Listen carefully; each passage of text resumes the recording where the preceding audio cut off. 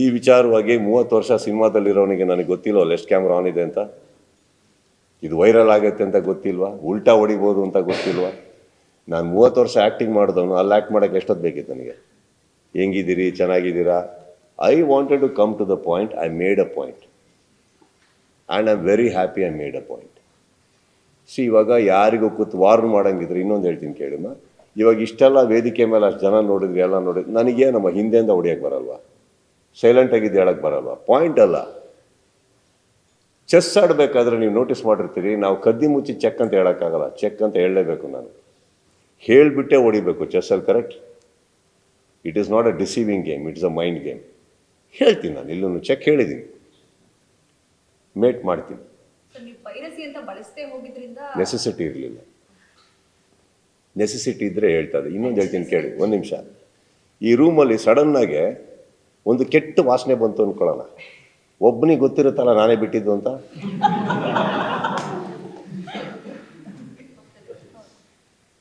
ಕರೆಕ್ಟಾ? ಬಹುಶಃ ನಿಮ್ಮೆಲ್ಲರಿಗಿಂತ ಜಾಸ್ತಿ ಅವರೇ ಹಿಂಗೆ ಅನ್ಬೋದು, ನನಗೆ ಗೊತ್ತಿಲ್ಲ. ಬಟ್ ನಾನು ಹೇಳ್ತಾ ಇರೋದು, ನಾನು ಯಾರಿಗೆ ಹೇಳಿದ್ನೋ ನನಗೆ ಗೊತ್ತಲ್ಲ, ಅಲ್ಲಿಗೆ ಬಿಡ್ತೀನಿ ನಾನು. ಇನ್ನೊಂದು ವಿಚಾರ ಗೊತ್ತಾಯಿತು, ನಾನು ಹುಬ್ಬಳ್ಳಿಯಲ್ಲಿ ಮಾತಾಡಿದ್ದು ನೆಕ್ಸ್ಟ್ ಡೇ ಅಲ್ಲಿ ಬೆಂಕಿ ಹತ್ಕೊಂಡಿದ್ರೆ ಒಪ್ತೀನಿ, ಸೈಲೆಂಟಾಗಿತ್ತು ನೆಕ್ಸ್ಟ್ ಡೇ. ಇವತ್ತು ಬೆಳಗಿಂದ ಯಾಕೋ ನ್ಯೂಸ್ ಆಯಿತು, ನನಗೆ ವಿಚಾರನೇ ಗೊತ್ತಿಲ್ಲ.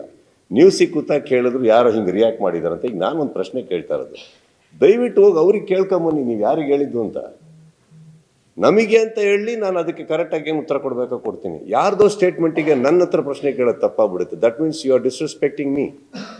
Please ask that person whom they meant. ಇವಾಗ ಅವ್ರು ಯಾರಿಗೆ ಹೇಳಿದವರ ಪಾಪ, ಅವ್ರಿಗೆ ಏನು ನೋವಿದೆಯೋ ನನಗೆ ಗೊತ್ತಿಲ್ಲ. ನನ್ನ ಬಗ್ಗೆ, ನಲ್ಪಾಡ್ ಬಗ್ಗೆ, ರಾಜಗೌಡ್ರ ಬಗ್ಗೆ ಅಂತ ನಾವ್ಯಾಕೆ ಅನ್ಕೋಬೇಕು? ಕೇಳಿ, ಇಷ್ಟು ಕ್ಯಾಮ್ರಾ ಇದೆ, ಇಷ್ಟು ತಾಕತ್ತಿದೆ. ನಾನಂತೂ ಹೇಳಿದೆ ನಾನು ಯಾರಿಗೆ ಹೇಳಿದ್ದು ಅಂತ. ಹೇಳಿಸಿ, ನಮ್ಮದೇ ಅಂತ ತೊಗೊಂಡ್ರೆ ನಾವು 3 ಜನನೂ ಬರ್ತೀವಿ ಉತ್ತರ ಕೊಡೋಕ್ಕೆ. ಹೇಳ್ದೇನೆ ನಾನು ರಿಯಾಕ್ಟ್ ಮಾಡೋದು ತಪ್ಪಾಗುತ್ತೆ. ಆ್ಯಂಡ್ ಇನ್ನೊಂದು, ನಾನು ಎಲ್ಲೋ ಪ್ರಾರ್ಥನೆ ಮಾಡಿ ಯಾವುದೋ ದೇವಸ್ಥಾನದಲ್ಲಿ ಗಂಟೆ ಬಾರಿಸಿದ್ರೆ ನಾನೇ ನಮ್ಮ ತಪ್ಪು. ಆಮೇಲೆ ಪೂಜೆ ಮಾಡಿರೋ ಕಡೆ ಪ್ರಸಾದ ತಿಂತೀನಿ, ಇಲ್ಲಿ ಪೂಜೆ ಮಾಡ್ತಿದ್ದೀನಿ, ಪ್ರಸಾದ ಇಲ್ಲಿ ಯಾಕೆ ತಿನ್ನಲಿ? Answer is right there. Go and ask with due respect. ನಮಗೆ ಹೇಳಿದ್ದು ಅಂತ ಅಂದರೆ ಖಂಡಿತವಾಗ್ಲೂ ಉತ್ತರ ಕೊಡ್ತೇನೆ. ಲಾಸ್ಟ್ ಪ್ರಶ್ನೆ, ಸ್ಟಾರ್ ವಾರ್ ಮತ್ತೆ ಫ್ಯಾನ್ಸ್ ವಾರ್ ತಣ್ಣಗಾಗಿತ್ತು, ಎಲ್ಲವೂ ಸರಿ ಹೋಗ್ತಾ ಇತ್ತು. ಬಟ್ ಕಿಚ್ಚ ಸುದೀಪ್ ಅವರೇ ಇದಕ್ಕೆ ಕಿಚ್ಚು ಹಚ್ಚಿದ್ರು ಅನ್ನುವಂತ ಸೋಷಿಯಲ್ ಮೀಡಿಯಾದಲ್ಲಿ. ಇದು ನಿಮ್ಮ ಪ್ರಶ್ನೆ, ನೀವು ಕೇಳಿಸ್ಕೊಳ್ಳಿ, ಯಾಕಂದ್ರೆ ನೀವು ತಾಳ್ಮೆಯಿಂದ ಕೇಳಿಸ್ಕೊಳ್ಳಿ. You are getting impatient right now on your face.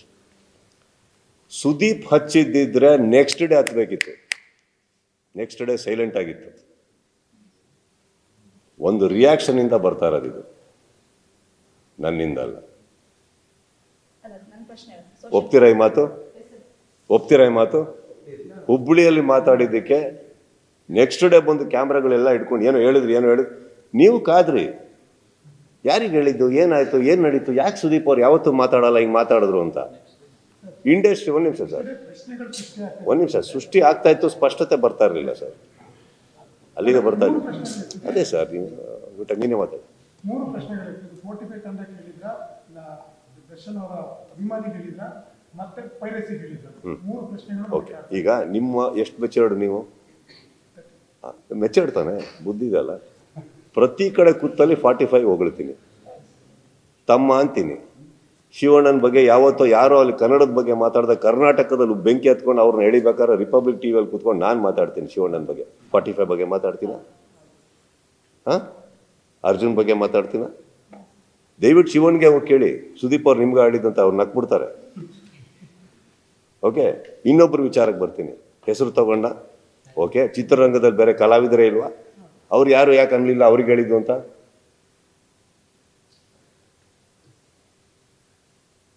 Matured sir ಹೇಳಿ. ಚಿತ್ರರಂಗದಲ್ಲಿ ಉಪೇಂದ್ರ ಸರ್ ಇದ್ದಾರೆ, ಶಿವಣ್ಣ ಇದ್ದಾರೆ, ದುನಿಯಾ ವಿಜಯ್ ಇದ್ದಾರೆ, ಗೋಲ್ಡನ್ ಸ್ಟಾರ್ ಇದ್ದಾರೆ, ರಿಷಬ್ ಶೆಟ್ಟಿ ಇದ್ದಾರೆ, ರಕ್ಷಿತ್ ಶೆಟ್ಟಿ ಇದ್ದಾರೆ, ಧ್ರುವ ಸರ್ಜಾ ಅವರಿದ್ದಾರೆ, ಯಶ್ ಇದ್ದಾರೆ.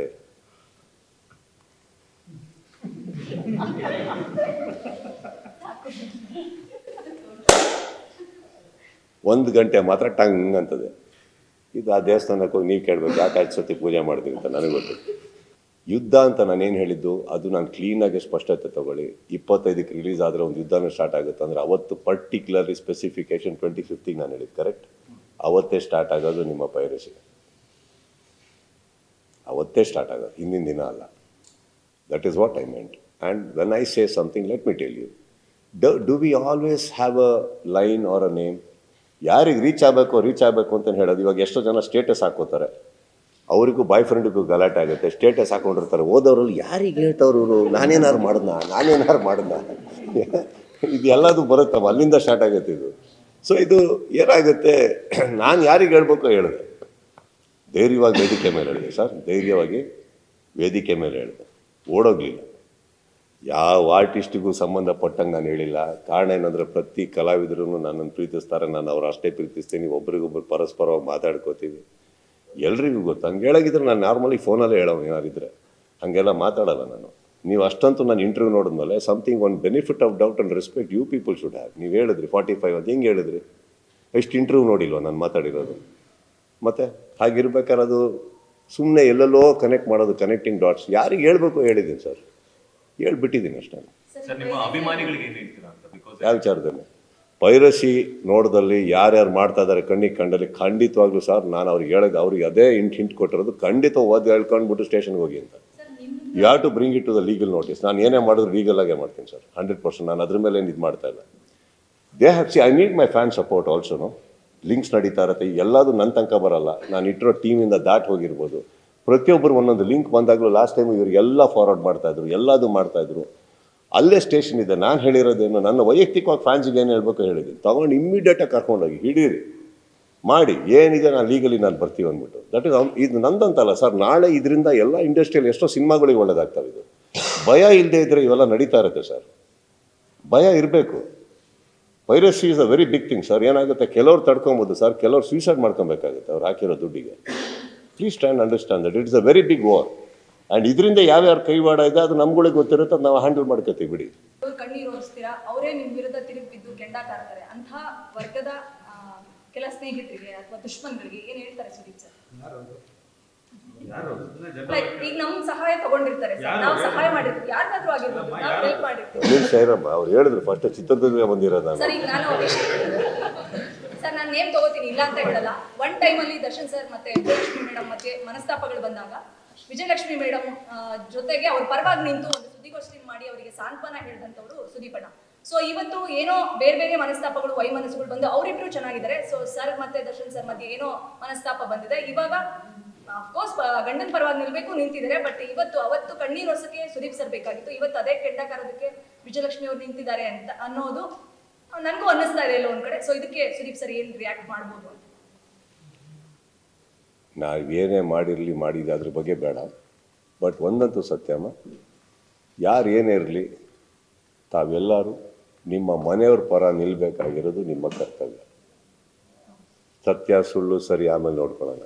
ಅದು ನಿಮ್ಮ ಗಂಡ ಆಗಿರಲಿ, ಹೆಂಡತಿ ಆಗಿರಲಿ, ಮಗು ಆಗಿರಲಿ, ತಂದೆ ಆಗಿರಲಿ, ತಾಯಿ ಆಗಿರಲಿ, ದಯವಿಟ್ಟು ಫಸ್ಟು ಫ್ಯಾಮಿಲಿ ಪರ ನಿಂತ್ಕೊಳ್ಳಿ, ಆಮೇಲೆ ಮಿಕ್ಕಿದವ್ರು ಒಳ್ಳೇದೋ ಕೆಟ್ಟದ್ದು ಆಮೇಲೆ ನೋಡೋಣ. ಅದರಲ್ಲಿ ನನಗೇನು ಪ್ರಾಬ್ಲಮ್ ಇಲ್ಲ. ಆ್ಯಂಡ್ ಸೆಕೆಂಡ್ಲಿ, ಅದು ಮುಗಿದು ಯಾವುದೋ ಕಾಲ ಆಗೋಯ್ತು, ನೀವು ಇನ್ನೂ ಅಲ್ಲೇ ಇದ್ದೀರಾ.